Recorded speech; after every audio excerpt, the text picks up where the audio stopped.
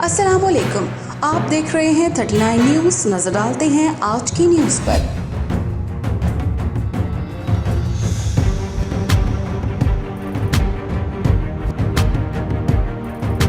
तफसीलात जानते हैं अपने नुमाइंदे से।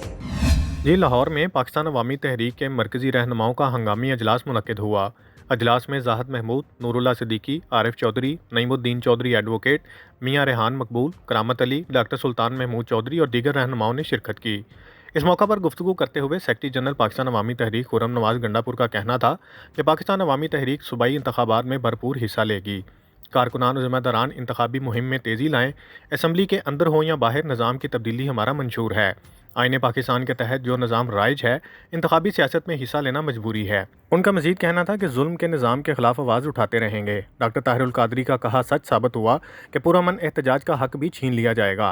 पाकिस्तान अवामी तहरीक अवाम के हकूक़ की जंग लड़ रही है। करप्ट निज़ाम का खात्मा चाहते हैं जिसने गरीब का इस्तेहसाल किया।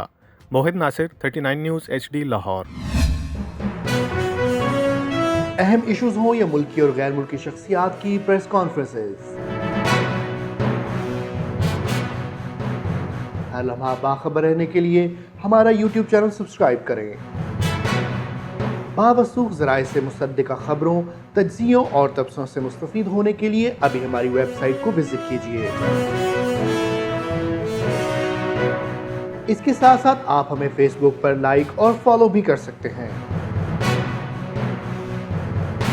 इसके अलावा हर टाइम ओवरसीज़ पाकिस्तानियों के हालात और मसाइल के हल को जानने के लिए हमारी ऐप भी डाउनलोड कर सकते हैं।